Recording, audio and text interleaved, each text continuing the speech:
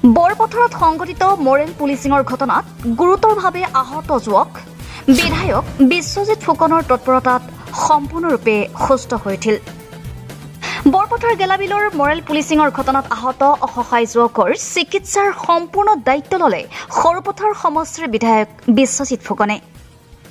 গোলাঘাট কুশলকৰ অসামৰিক চিকিৎসালয়ত চিকিৎসাধীন অৱস্থা থকা কান্দু চাহানী অৱশেষত সুস্থ হৈ উঠিল বিধায়কৰ তৎপৰতাত। চিকিৎসাধীন যুৱকজনৰ লগতে মাতৃয়ে বিধায়ক বিশ্বজিৎ ফুকনক বিশেষভাৱে কৃতজ্ঞতা জ্ঞাপন কৰে। আজি বিধায়ক বিশ্বজিৎ ফুকন চিকিৎসালয়ত উপস্থিত হৈ যুৱকজনৰ স্বাস্থ্যৰ বুজ লয়। ইতিমধ্যে চিকিৎসালয় কৰ্তৃপক্ষই চিকিৎসাধীন যুৱকজনৰ ঘৰলৈ উভতি যোৱাৰ অনুমতি প্ৰদান কৰিছে। মৰেল পুলিচিঙৰ ঘটনাত আহত আনজন কিশোৰক গুৱাহাটী চিকিৎসা মহাবিদ্যালয়লৈ উন্নত চিকিৎসাৰ বাবে প্ৰেৰণ কৰি বিধায়ক বিশ্বজিৎ ফুকনে দায়িত্ব গ্ৰহণ কৰিছে। উল্লেখ্য যে মৰেল পুলিচিঙৰ ঘটনাত জড়িত 9 গৰাকী অভিযুক্তক ইতিমধ্যে আৰক্ষীয়ে গ্ৰেপ্তাৰ কৰিছে। লাগিছে বাৰু সব আমাৰ এমএলএ ছাৰ আহিছে চাবলৈ, সব সুবিধা দিছে, থাকিবলৈ ব্যৱস্থা, খোৱা বোৱা সব এমএলএ ছাৰে দিছে আমাৰ। সেইটো কাৰণে বহুত বহুত ধন্যবাদ জনাইছোঁ আমাৰ ছাৰজনক মানে।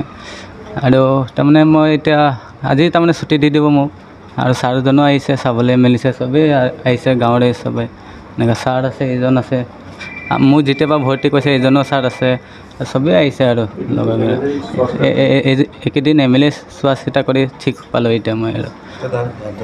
অঁ দেহা ঠিকে আছে, আজি যোৱা ব্যৱস্থা আছে আৰু ঘৰ এনেকুৱা। বহুত বহুত ধন্যবাদ জনাইছোঁ আমাৰ এমএলএ ছাৰজনক।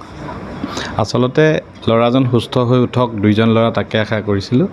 আজি কেইবাদিনো ধৰি ইয়াত গোলাঘাট কুশলকৰ অসামৰিক চিকিৎসালয়ত তেওঁ চিকিৎসা কৰি থকা হৈছিল, আৰু ইজন ল'ৰাও ইতিমধ্যে গুৱাহাটীলৈ পঠোৱা হৈছে। গুৱাহাটীত সকলো ধৰণৰ চিকিৎসা কৰা হৈছে, আৰু সুখৰ খবৰ যে দুইজনেই সুস্থ হৈ উঠিছে। আজি আমাৰ চাহানী ঘৰলৈ যাবগৈ, সুস্থ হৈ উঠক, এটা উজ্জ্বল ভৱিষ্যত কামনা কৰিছোঁ। আমাৰ সকলোৰে বাবে এই ঘটনাটো এটা দুঃস্বপ্ন হৈ থাকিব। যি কি নহওক তেওঁলোকে উচিত এটা বিচাৰ পাব, ন্যায় পাব মই আশা কৰিছোঁ। এতিয়া আমাৰ হাতত নাই, এতিয়া বাকীখিনি ন্যায়ালয়ৰ হাতলৈ গ'ল, গতিকে তেওঁলোক সুস্থ হৈ উঠক, মই তাকে কামনা কৰিছোঁ। প্ৰথমে মই মিডিয়া বন্ধুক ধন্যবাদ জনাইছোঁগৈ। আৰু মই আজি 3 তাৰিখৰ পৰা আজিলৈকে এই চাহানী ল'ৰাটোৰ লগত মোৰ ভাইটি বিশুক চাহানীৰ লগত লগ লাগি দিনে নিশা ইয়াত থাকিছোঁগৈ তেখেতক ট্ৰিটমেণ্টটো কৰাবৰ কাৰণে। আৰু আমাৰ মাননীয় বিধায়ক বিশ্বজিৎ ফুকন ডাঙৰীয়াৰ নেতৃত্বত তেওঁ দিনে ৰাতি ফোনৰ যোগতে আমাক সম্পৰ্ক কৰি আছে আৰু খবৰ লৈ আছেগৈ।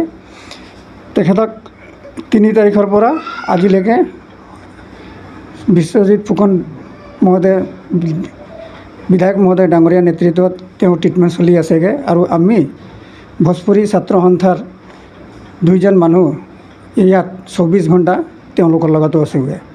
ধন্যবাদ। গোলাঘাটৰ পৰা সুদক্ষিণা শইকীয়াৰ ৰিপৰ্ট, সুহানা লাইভ।